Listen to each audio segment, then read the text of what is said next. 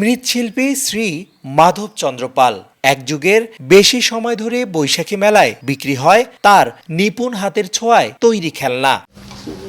এক সময় খুব ভালো কদর থাকলেও এসব মাটির জিনিসপত্র দিয়ে বর্তমানে জীবিকা নির্বাহ কষ্টসাধ্য হয়ে দাঁড়িয়েছে।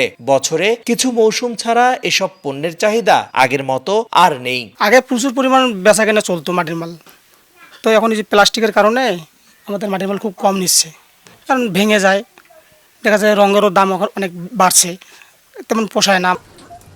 রংপুর কুমারপাড়ায় প্রতিটি পরিবারে এখন চলছে বৈশাখ ঘিরে হরেক রকমের পণ্য তৈরির ব্যস্ততা। পরিবারের সবাই মিলে চলছে এই কাজ। কেউ দিচ্ছেন আকার, কেউ আবার তুলির আঁচড়ে ফুটিয়ে তুলছেন নকশা। হাড়ি, কলস, শোপিস সহ নানা পণ্য তৈরি হচ্ছে বৈশাখ ঘিরে। তপ্ত আগুনে পুড়িয়ে শক্ত টেকসই এসব পণ্য যেন ঐতিহ্য আর নিজেদের টিকিয়ে রাখার শেষ সংগ্রাম। এখন না কম চলে, তারপরেও ধরি রাখছি, এনা টুকটাক কত চলে ভালো। বেগুন, শসা, ফুলকপি, হরিণ, এগুলো মাটির জিনিস, মানে পয়লা বৈশাখ উপলক্ষে নিয়ে যাবে। টাকা পয়সা পোষায় না। আগে পোষাইছিল, আগে মাটি হাড়ির মান ছিল, এখন আর ওই মানটা নাই। এখন টপটা চলতেছে, টপ দিলে আপনার বন্ধ হয়ে যাচ্ছে, আমাদের ব্যবসা বানানো একবারে মেচাকারা হয়ে যাবে।